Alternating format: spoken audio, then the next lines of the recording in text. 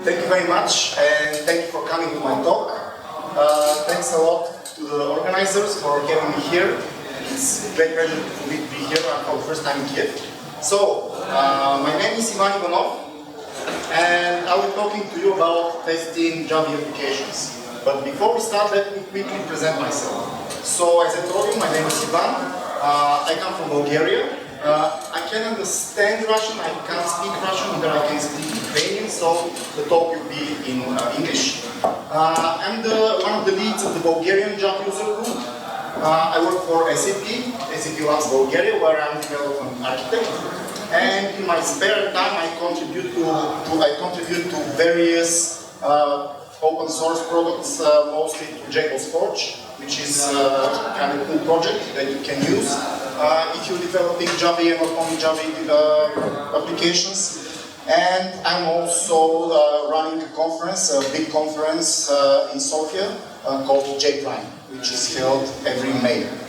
So, before we dive into our session, let me start with a quick questions and answers. Talking about questions and answers, my talk will be very dense. I mean, a lot of things I want to show. So if you have questions, and if it's not an urgent question, then please keep it for the end, because I'm not sure whether I will have time to complete everything. Thank you for that. So, how many of you are writing Java EE applications? Okay, Java 5, cool. Java 6, Java 7, J2E. Okay, so anyone try Java 8? Okay. So, and how many of you know and are sure that testing your applications, be it Java or not Java, is important? Okay, most of you, that's why you are here. And how many of you do really test automatically your applications?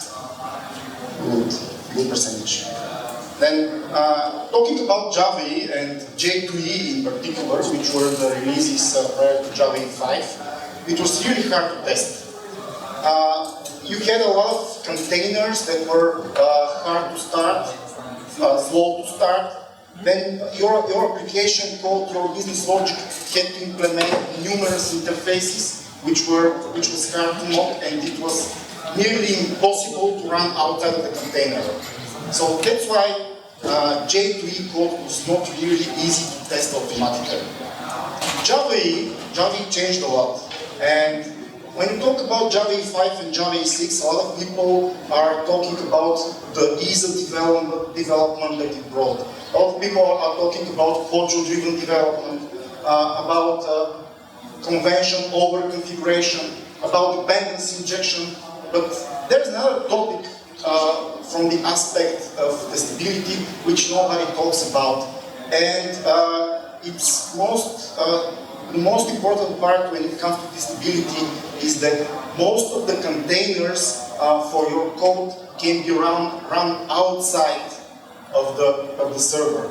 So you can write your persistence logic outside of your server, you can bootstrap it outside of the server, which is very fast, and I will show you how to do it. So, starting with Java 5, we had the EJB container, which was part of the spec that had to be runnable outside of the server. You had a standalone EJB container. Then JPA, from version 1 on, JPA is also targeting Java Standard Edition, not only Java Enterprise Edition. So you can use JPA in your Java Standard Edition applications as well, and your unit tests are, guess what, they are Standard Edition code. Then CDI, it's also runnable outside of the container, outside of the Java server. It's not specified yet, so every CDI implementation has its own way to be bootstrapped outside of the container, but anyway, they all can do it. So you can also run CDI outside of the container. But one of the most prominent things that came out after Java 6, I guess, was the Arquillian testing library, which is the topic of my talk today, and which I guess is the reason for you to come here to this room. So Arquillian testing library is a very good helper, is a great enabler for you to run your test code inside the container. So you see how it runs inside the container without need to mock anything, without the need to mock the database, without the need to mock any of the services that you are using in your code, any of your dependencies. So that's we are going to focus on most of the presentation.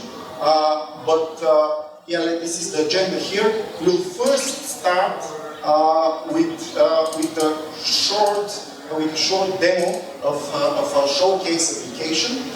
Then, for which I'm going to talk about a little bit later. Then I'm going to show you how you can test the persistence layer outside of the container. Then also the CDI, the dependency injection and context layer, again outside of the container. And then we are going to dive deep into Arquillian and show you how you can run a real integration test from outside, with your client outside of your server, so performing RESTful calls with your client inside the server, and finally full scenario test with the browser where you click, enter that and click some buttons. So, as I told you, I have a showcase application. I'm not sure how many of you are watching football matches or any kind of sport. I used to play football, but now I'm not that good. But now I watch a lot of football, and together with my friends, we try to predict the result, the end result of the game, and try to show to each other who is better, knows better how the game will complete. So that's why I built this small little app where everybody that is registered can enter a prediction, and then at the end it will calculate how good you are based on the fact whether you got right the result or you got just the winner or it was a draw. And based on that, there is a ranking. So it uses Java 8. Hopefully you all are using Java 8 by now. And if not, make sure you do. And it uses, it should say Java 7. Java 7 technologies like JPA, CDI, EJB, JAX-RS, and JSF. And it's available, freely available in GitHub under my GitHub account. So let me show you quickly how this application looks like. So I deployed it here. The first thing that you have to do is it's not visible anymore. Sorry for that.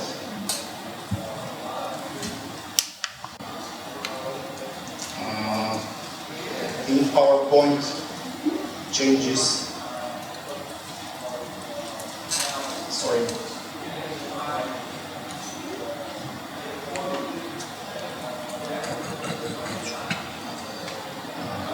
Okay.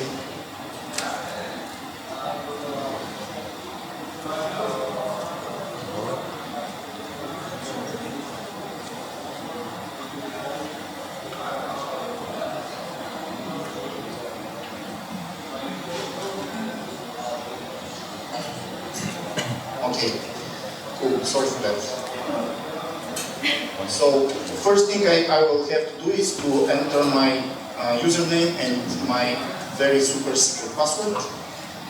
And then, as I'm the administrator of this application, I have the opportunity to predict one of the matches that are already entered. So, for example, Real Madrid against Shakhtar. What do you think? 3-0. Okay. Not a fan of Shakhtar here. Okay. Then I can also, because I'm administrator, I can also add a game. For example. Can you go a little bit left? Sorry. You are shadowing the screen. Sorry.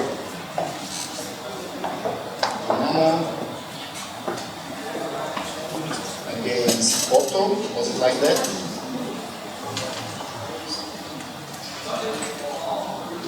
Sorry.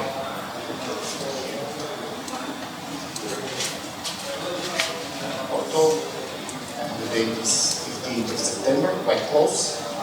Are you going to this match? Not you. Okay, it will be here. Yesterday I saw the stadium. Yeah, so the match appeared here. I can predict that as well. But anyway, so basically this is this small little app, and this is how the code looks like. I'm very busy code. So it has for each of the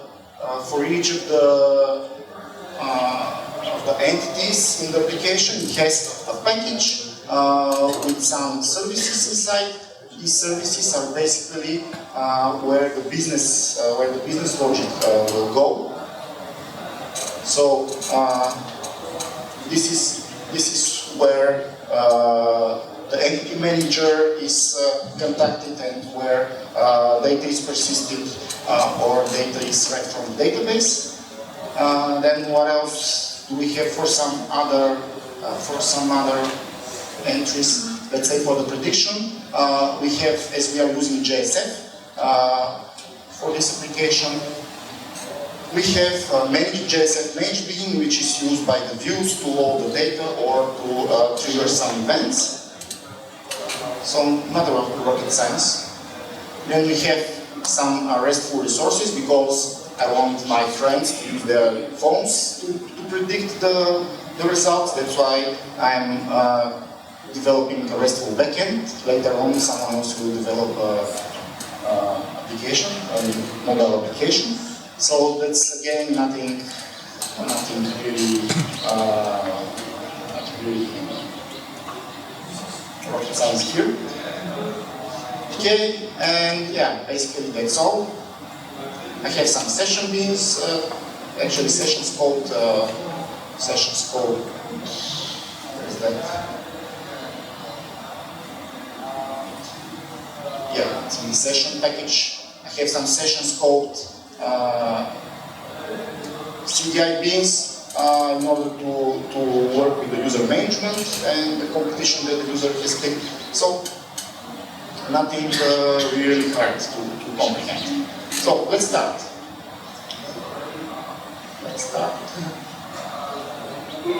This was, and you see this cute little guy, that I'm going to show them.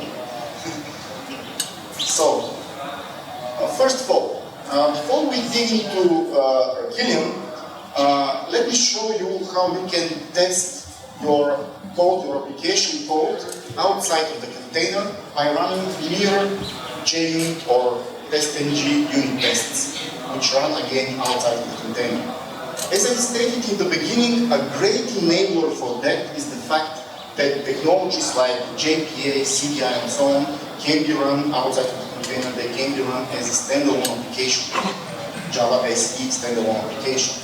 Another great enabler for that, especially for JPA, is that there are so many embedded databases on the market. What does it mean, embedded database? Well, that's a database that you can take and you can start it, and it runs inside the same process as inside the same VM as the code that started it.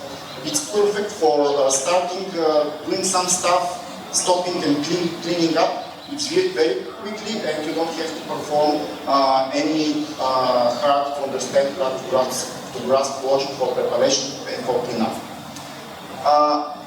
Those tests that I'm going to show you now, they will be, most of them are the same as the tests, the service tests that we're going to run with Arquillian. So one would ask, then why do I need to duplicate the tests if I'm going to write them in Arquillian as well? Well, the thing with Arquillian is that it boots up the container, then it deploys your application, and it tests your application and then stops the container. So no matter how fast your container is to boot up, it takes some time. And with sometimes you need very quick turnaround. Sometimes you need to check very quickly whether a change that you did in your model is breaking your code. So after you change your model or your JPA entity, after you add a new one to make dependencies or dependency or make a dependency bidirectional, you want to check how many new SQL statements were added or whether the existing code was broken. That's where these codes, these tests with standalone JPA comes very handy. And yeah, that's why I use it. I use it for a quick check of my persistent code, whether it works well after a change I make. So, I hope you can see this code.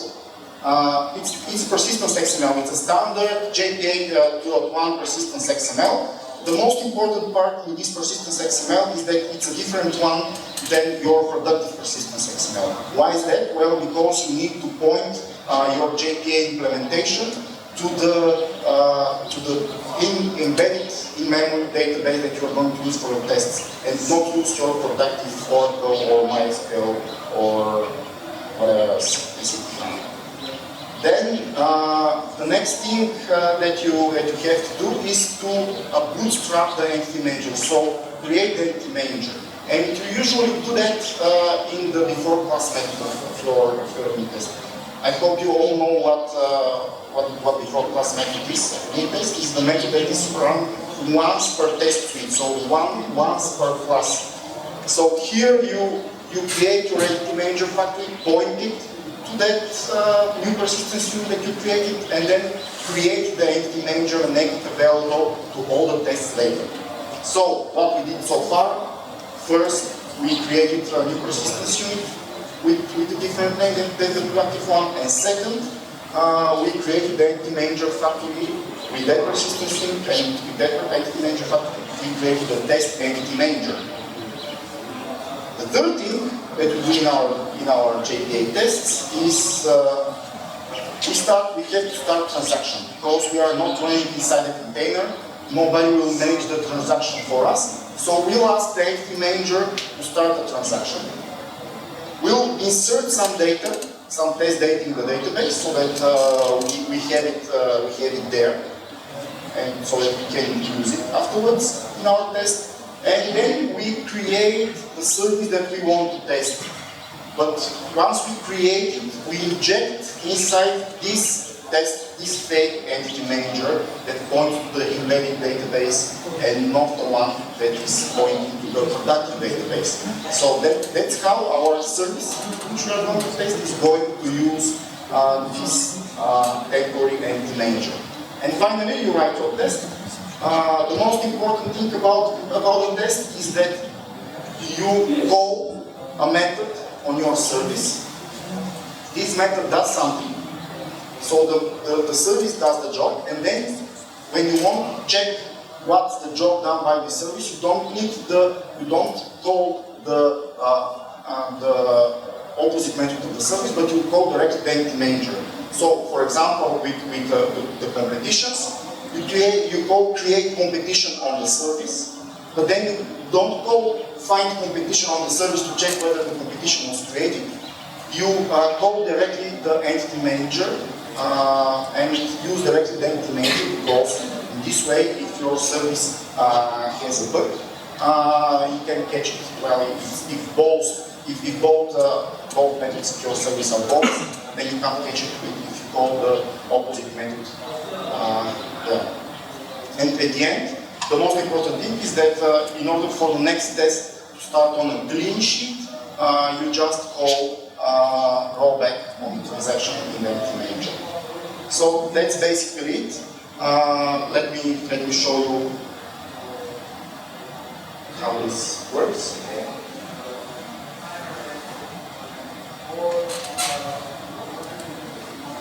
Okay.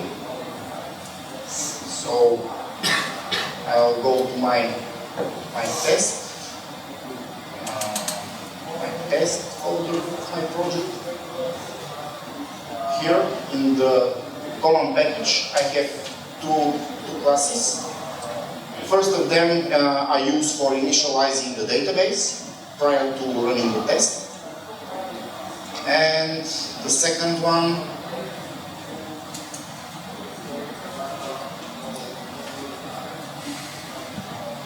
Second one is my base service test, so all my tests extend from that. Basically, here is what I pointed you on in the slides. So here I initialize the EntityManager factory, then begin the transaction, and then in the tear down and the after class entity clean up. Now let's quickly start the test. This one, I guess.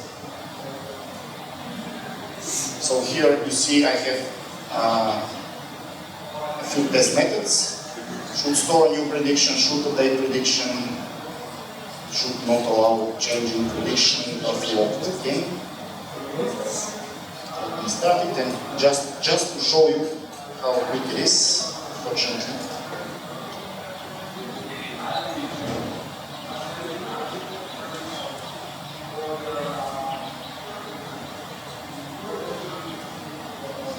Okay, so the turnaround time is very quick comparing to Arquillian, which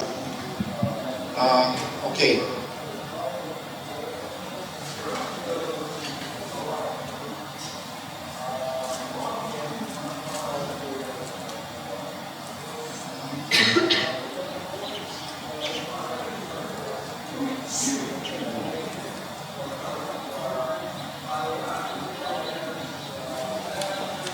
Okay.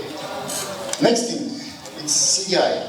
And if you want to test CDI, what you want to test there? Well, if you want to test CDI, you want to test dependency injection, whether all the dependencies are injected correctly by the container. And another very important thing is testing scope. So CDI is not only about dependency injection, it's about managing the life cycle of your instances. For example, if you specify that an instance should be request scoped, then when a new HTTP request comes into your class, a new instance of your class will be instantiated. While if you specify that your CDI be session scoped, then any new request part of the same session will reuse the same instance that was created in the beginning of the session. So yeah, there's quite a lot of scopes in CDI. There's application scope, there's conversation scope, there's view scope, and now in Java 8 it's coming another scope. You can also write your own scopes. So yeah, that's quite a lot of possibilities and capabilities that CDI gives you. For CDI tests, you can use quite a few libraries that are there. They are again running outside of the container, so your test behaves like an async application. Two of the libraries that I want to point are CDI unit, which I'm using in my application, and also one of the Delta Spike extensions. And what they do, they provide their own test runner, JME test runner or testing G runner, I'm not sure what's the term there, which boots up in the beginning of the test, boots up a CDI container, which CDI container then performs dependency injections in your test, but can also do a lot of things like controlling when a request starts, when a session starts, when a request ends. You can start several requests inside your test. And several sessions as well, and you can use things like alternatives, decorators, and other very cool features of CDI. So how did I implement that? Well, the first thing is you have to include the dependency. It's not part of Java, it's a different library. So I'm using here CDI unit. The next thing is you have to write your test. So you see the special runner that is on top of your test class. It's the CDI unit test runner that boots, in this case, the weld implementation of CDI. Then you have to inject. You see here that you don't create the class under test, you inject it. So the test runner will create it for you, depending on the scope, beginning of a request or beginning of a session. And then, yeah, write your test where you check whatever you want. Another interesting thing.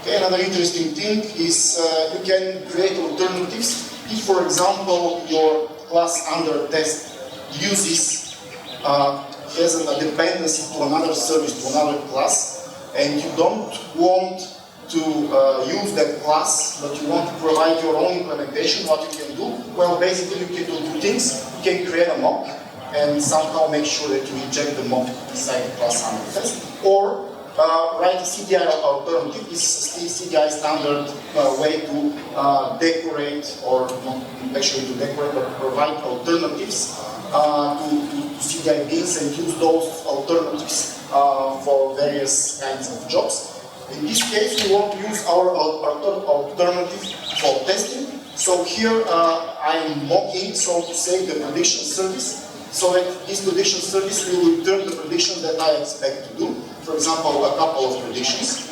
And then at the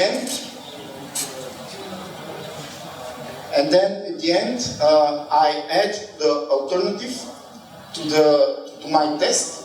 So now this alternative will be injected automatically into my test when it is initiated by the container, and not the prediction service, that is the productive prediction service, will not be injected. That's how I check that in the beginning of every request I have, for example, a new check, a new row of the predictions.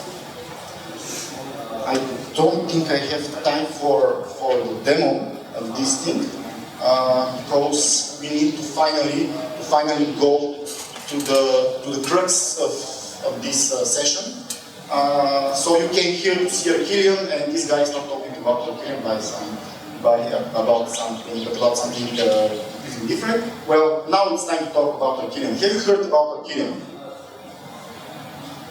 Right? Have you tried Arquillian so far? Not really. So, this little cute alien, this is the logo of Arquillian. What it does for us?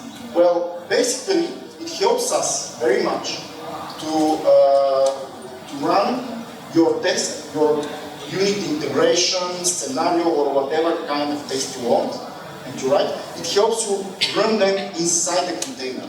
So all those things that we saw now with the fake entity manager, embedded databases, CDI alternatives, all those, they belong to the unit test, on the unit test level. Now we are going more on the next level, on the next step, on the integration test level, where we want to see how our code behaves inside, as part of the whole application inside the application server. So what does it do? It basically, and we'll go into more details a little bit later in all these steps, but it basically starts up, boots up a container, then it creates a pseudo archive of our application and deploys it inside the container that was booted up, and then it runs our test against the application that was deployed in the container. Finally, it stops the container and deploys the application. So a lot of magic as it appears, but it's not a magic, it's really happening. So what are the core principles of Arquillian? First, tests should be portable to any container. So the text that you write should not be container specific. Maybe we switch off this speakers. If you are really good loud voice, because it's very noisy. Okay, yeah, sorry for that, but unfortunately we need it for the recording. I'm not sure if colleagues there. That is not connection with normal speakers. We can switch off this, right? Yeah, just okay. Just sorry, it's cool.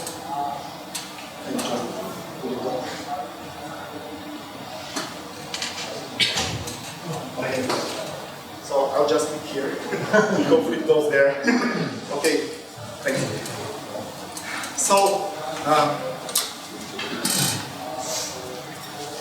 when you write your test, you don't have to think about the container where this test will be running on.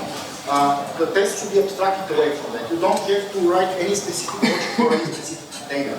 The same as now, when you write your Java code, You don't care about the target environment in most of the cases, of course, where it will be run. You have the JVM that takes care about most of the intricacies of our environments. That's the same in Arquillian. The other thing is you don't have to have a very special tool that runs your test. Because we as developers spend most of the time in our IDEs, right? So we have to be able to run our test inside the IDE and not use a different third-party vendor for running our Arquillian test. And at the same time, we as a team have a continuous integration server that integrates all our code for us, and it's good. It's a perfect feature to have to be able to run our Arquillian test with our nightly builds, or with the tool that we use for our nightly builds, like Maven, Gradle, ADT, or whatever you like. Then, when you write Arquillian tests, you don't have to learn a new test frameworks.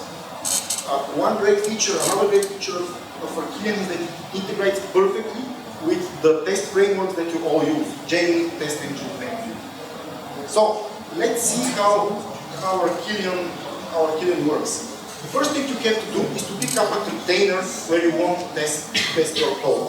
So at the moment, Arquillian supports a lot of containers. Wildfly, I'm running here my code on Wildfly, but it also supports Tomcat, Tommy, Weld, Glassfish, Payara, and JBoss AS, whatever was its name, Enterprise Application Platform, and so on. So the first thing you have to do is to pick this platform. After you pick your platform, you just specify that platform in your POM.xml by including a few libraries, a few dependencies to Arquillian specific libraries, and this is the only container-specific code that you write here. You just say Arquillian, okay, I'm using this container.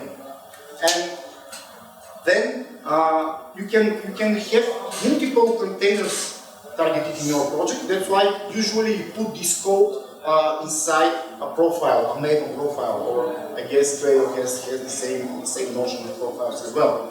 So after you put this in the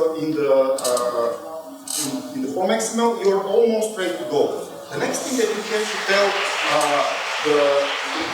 Arquillian is how it is going to connect to that container so that it can deploy and run your test. So basically, Arquillian supports three modes of connecting to the container.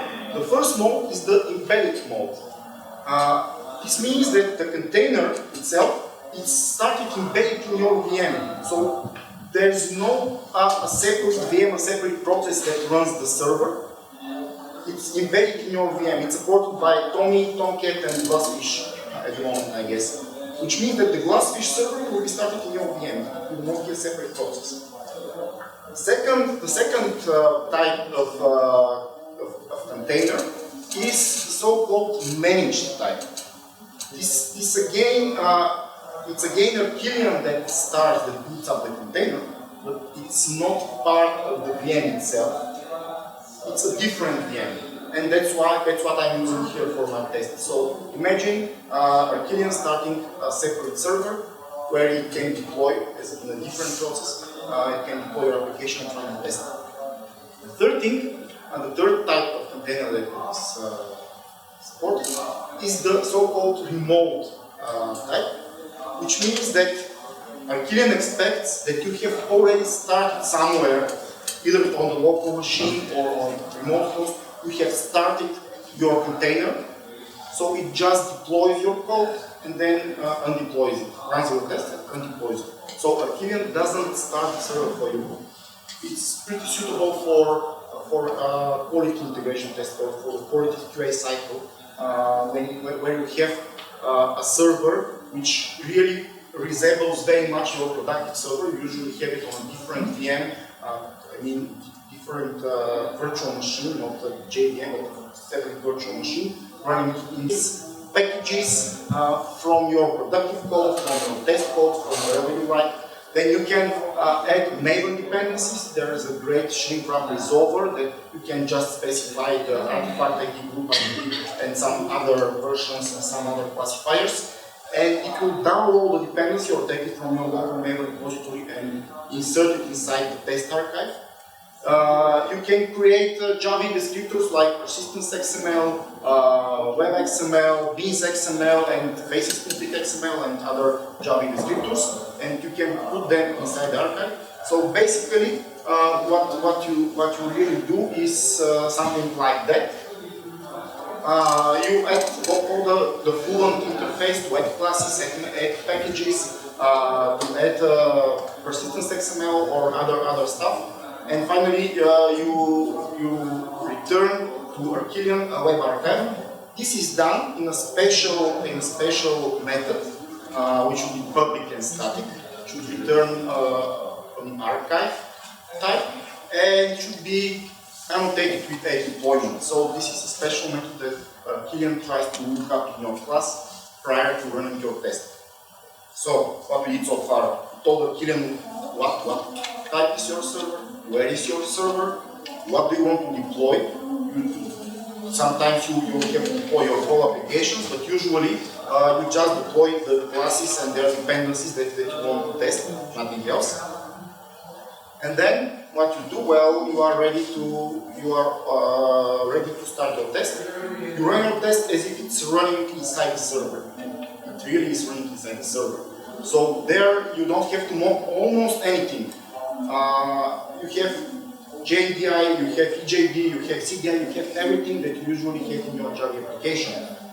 And then after you run it inside your IDE, you finally get the result like every new test that you run inside your IDE. Hopefully green bars in it. So this is a typical, not sure how well you can see, but that's a typical Arquillian test. So you just inject the class under test. CDI works inside Arquillian test very well. Then you call the methods that you want to call, and finally you check whether everything is fine. Another very cool feature of Arquillian is the so-called client-side test. So if you, for example, provide an external API, like Ajax RESTful API, you want to check whether that API works fine when you call it from outside. But as I told you, the test that I showed before, it runs inside the container. It doesn't run outside. So that kind of test, they are not suitable for testing such APIs which are expected to be called from outside. That's why you use the so-called client mode of Arquillian. So basically, you annotate your unit test or particular tests inside your class with run as client, and then Arquillian will make sure that all these test methods will be run outside of the container, but with everything that you specified in your deployment method deployed inside the container. So you get the best of both worlds. Another important thing is that Arquillian will inject for you with this Arquillian resource, will inject to you the root URI of your application, so that you can root URL, of your application, so that you can just specify the last part of the URL, your URI that you want to test. And finally, after you have run the test, Arquillian will stop the container if needed and will undeploy your application, so that the next test suite can create its own resource, own deployment archive that will be deployed, and both deployment archives will not step into each other's rules. So let me show you now how Arquillian works.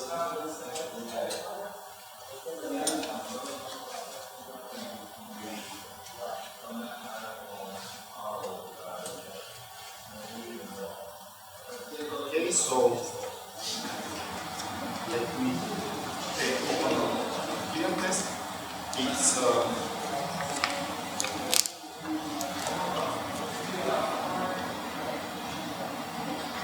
test that checks something, whether the prediction service works fine.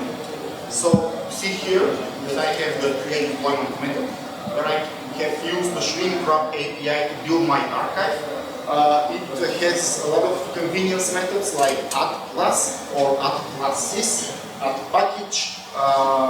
You can add the resources that you want here, like persistence.xmls, web XMLs, and stuff like that. And then you inject the test that you want, the class that you want to test, and some other classes as well, if you wish. And then another very cool feature of Arquillian is that you can specify the order in which your particular test methods will be run. JUnit it's not mandatory for JUnit to run the tests in the order that you have specified here. But you can tell Arquillian with this sequence annotation that you want this method to be run first, the second method second, and so on. So that's perfect for integration like tests where in the first test you want to create something, then in the next test you want to pretend that it was already created. So yeah, that's basically it. I will take now stop my application and we'll run the test.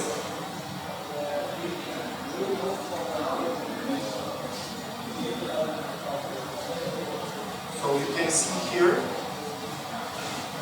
what Arquillian does. Now it boots up the Wildfly application server. I've specified its target location. I say that it's managed, so Arquillian will start it for me from that location. And then it just runs the test. So it runs pretty quickly. And we have a green bar here, which is perfect. That's all we want to see, green bars. So yeah, my time is running out, so I want to show you one thing more.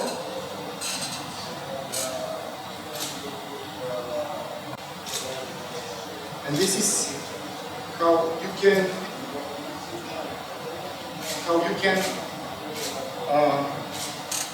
test, how you can run scenario tests. So Arquillian supports a lot of extensions.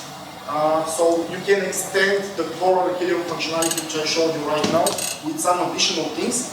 And one of these extensions is Arquillian Graphene.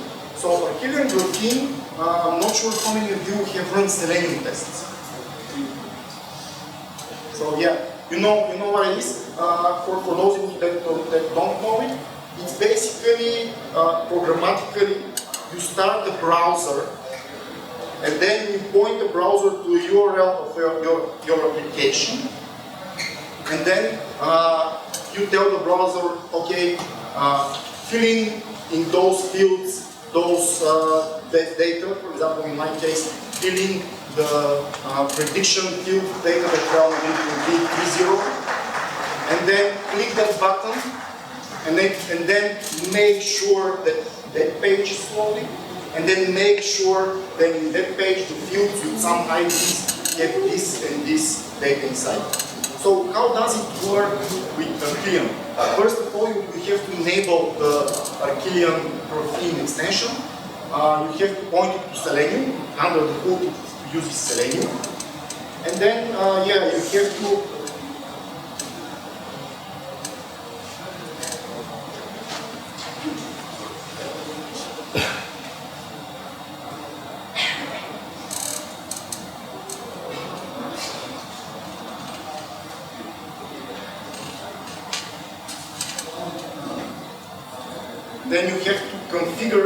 configure that extension. So in the configuration, again, in the Arquillian XML, you have to point to which browser should use Graphene. In this case, I'm using Phantom.js, which is a headless browser. But you can also use things like Chrome or Firefox or whatever you want. Then you create the test object. So here you specify the page object. So I'm not sure whether you have heard about the page object pattern, but you create a page object where you specify which fields of this class to which IDs, which HTML IDs correspond to. And also you can provide some logic here for clicking buttons and checking the content of the fields. And then you write the scenario test, where you use, where you get to inject the web driver, which is the Selenium stuff. And yeah, there you can run some assertions, you can use the page object that you created, and so on. Fortunately, my time is has run out, and I don't want to eat up the time for my fellow Bulgarian JavaScript user group speaker, which is next. So, thank you so much for coming and for being here.